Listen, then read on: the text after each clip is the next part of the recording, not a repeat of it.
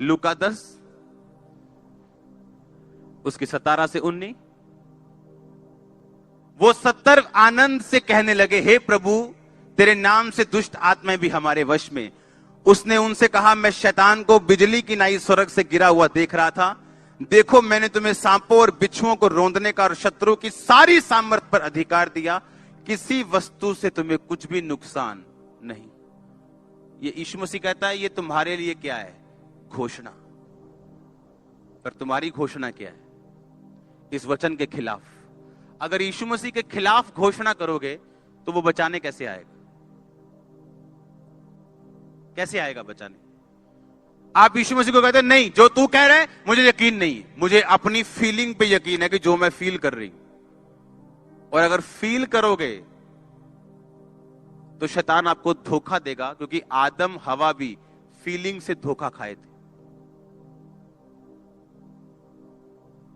Hallelujah. एक गिनती का वचन हम पढ़ेंगे अभी। ये सभी घोषित करने वाले वचन हैं जो आपने घोषणाएं करनी है इनकी।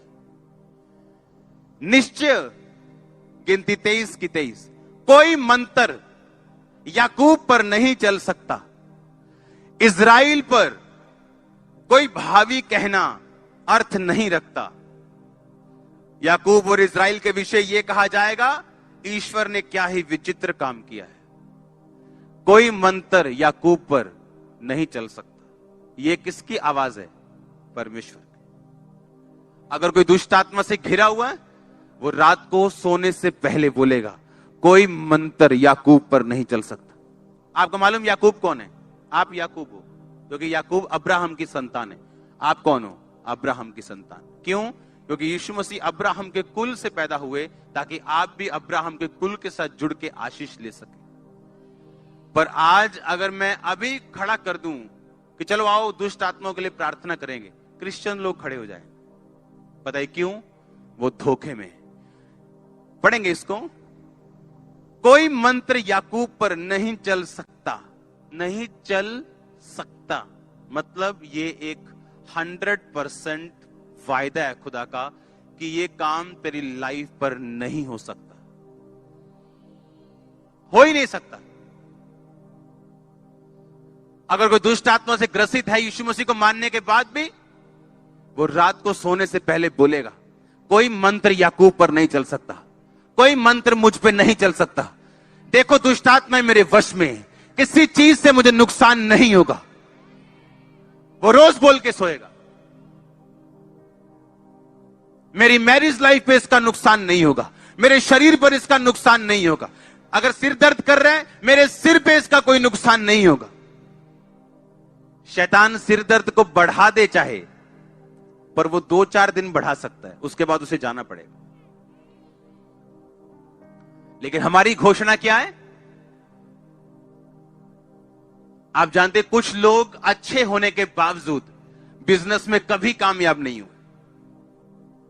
अगर उनका बिजनेस सही भी चल रहा हो, पूछो कैसे चल रहा है, ठीक है यार, इन्ना वधिया नहीं का, ताकि कोई पैसे ना मांग लवे,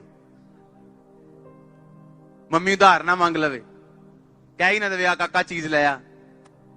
इस चक्कर में अपने मुंह से गलत घोषणा करते, और जब घोषणा गलत हो जाएगी तो आप अपनी घोषणाओं के फल हो। गलत करोगे गलत रिजल्ट, सही करोगे सही रिजल्ट। लिखा कोई मंत्र, कोई जादू, कोई टोना याकूब पर चल ही नहीं सकता, पॉसिबल ही नहीं है।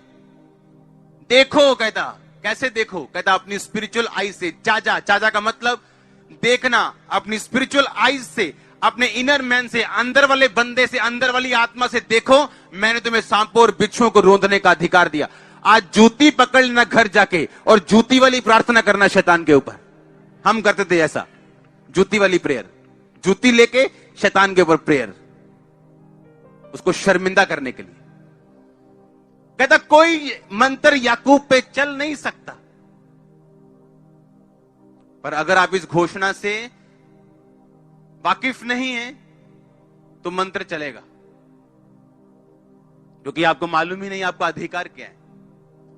शैतान आएगा, मंत्र मारेगा आप पे, आपका सिर दर्द शुरू होगा, आप कुछ नहीं बोलोगे, वो बैठा रहेगा। उसको मालूम है ये बंदा आत्मिक अनपढ़ है, इसको कुछ नहीं मालूम, इसको हराया जा सकता है।